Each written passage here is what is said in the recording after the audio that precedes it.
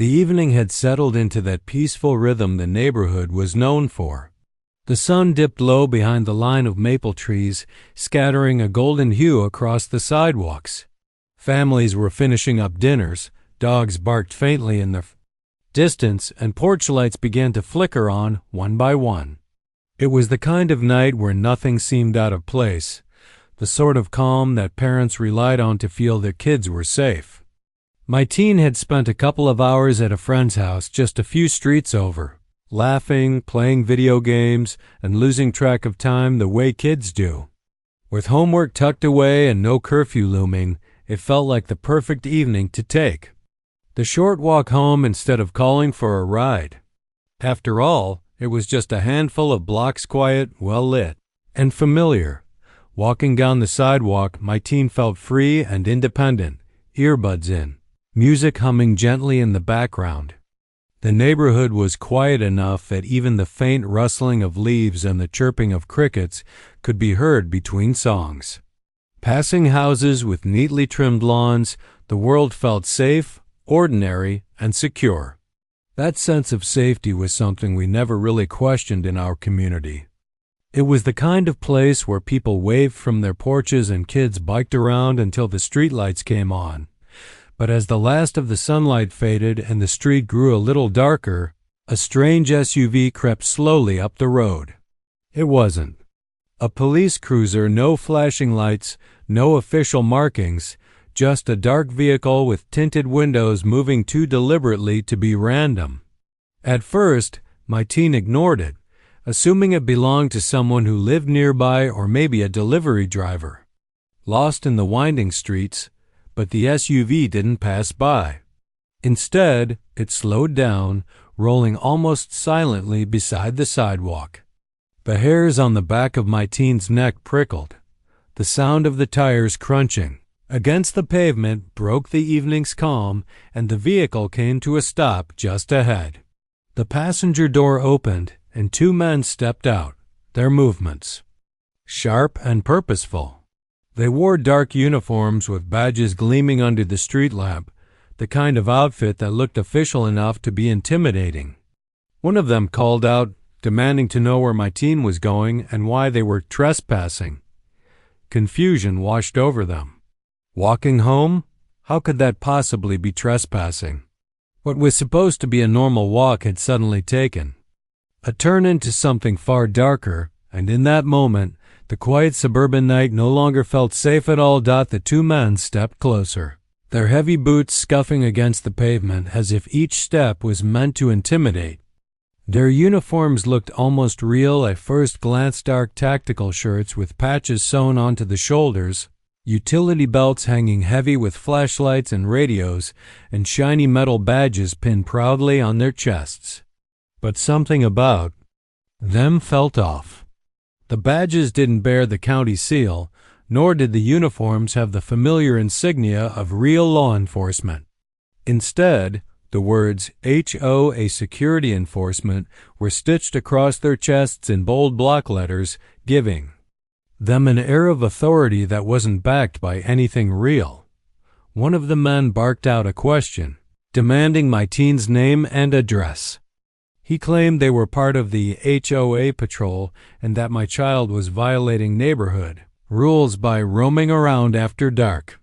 My teen, caught between confusion and fear, stammered out that they lived only a few blocks away, just walking home like always. But the men weren't interested in listening. Their tone shifted from stern to accusatory, tossing around terms like suspicious behavior and loitering, as if they were trying to justify their presence. The SUV idled on the side of the road, headlights glaring, casting long shadows across the pavement. A few curtains twitched from nearby houses, neighbors peeking out at the unusual scene, but no one stepped outside. The men puffed themselves up, acting like they were in charge of the street, asking more intrusive questions, and circling around my teen as though cornering a criminal.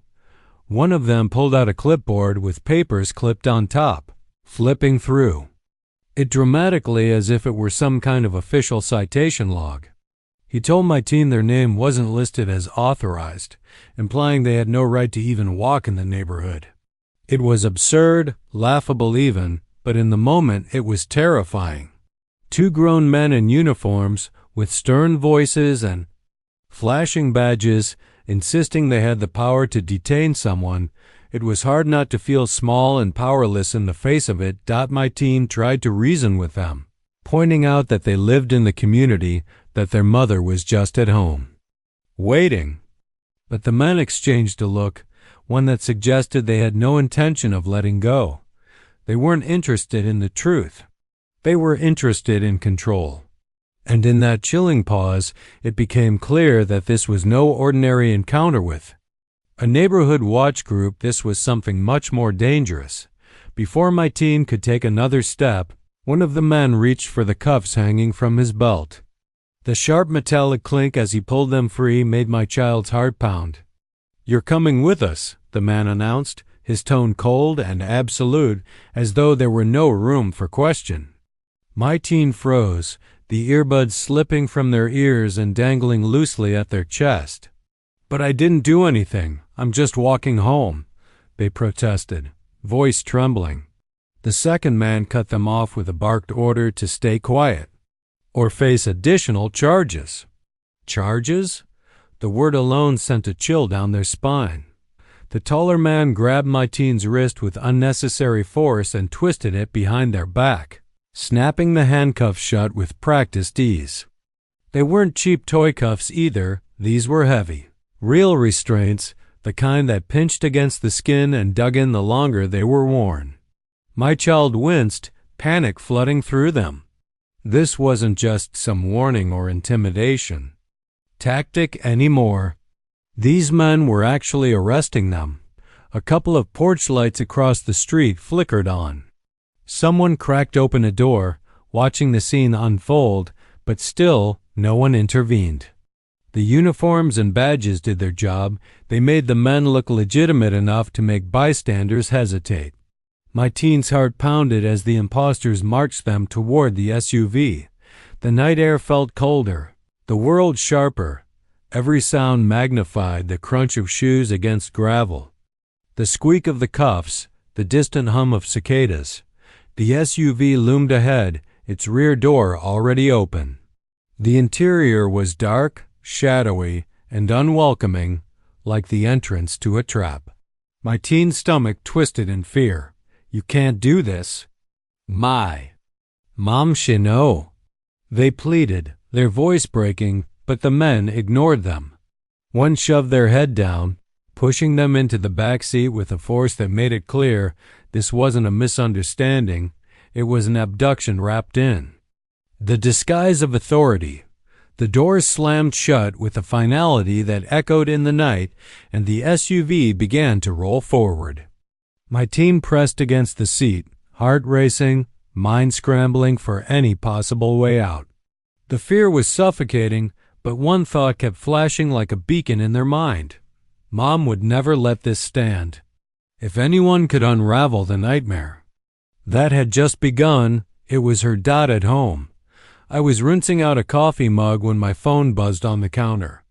I didn't think much of it until I saw the name flashing on the screen. It was our neighbor, Mrs. Daniels, who rarely called this late unless something was wrong. I answered quickly, and her voice came through in a hurried whisper. "You need to get outside right now. They've taken your son." For a moment, my brain couldn't even process the words. Taken? Who? What are you talking about? My chest tightened as she explained in frantic detail.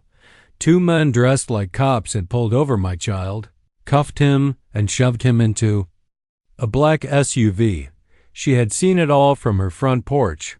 The mug slipped from my hand, shattering in the sink as my heart thudded so hard I could hear it in my ears. Every part of me screamed to panic, but years in the courtroom had trained me to channel fear into focus. My child wasn't in the hands of real law enforcement. These weren't deputies or city police. They were pretenders. And that made the situation even more dangerous. I grabbed my keys, my badge, and my phone. already dialing contacts at the precinct as I headed for the door. The drive to the HOA office was a blur of streetlights and rising fury. I knew this community well knew. Every actual officer who patrolled these streets, and none of them would have dared to pull a stunt like this. If these men thought they could play cop and bully my child, they had picked the wrong family dot by the time I pulled into the parking lot of the clubhouse. My hands were steady, but my blood was boiling. The SUV was there, parked at an angle, its engine still running. Through the glass windows of the office, I could see movement inside two uniforms, one pacing, the other standing with crossed arms. My child sat on a chair, hands still cuffed, eyes wide with fear. That sight seared into me like fire. I stepped out of my car with deliberate calm, my heels clicking against the pavement, my badge clipped prominently to my blazer. My voice cut across the lot, sharp and unwavering. Release my son, now. The imposters turned, their smug expressions faltering for the first time. They had no idea who they had just messed with.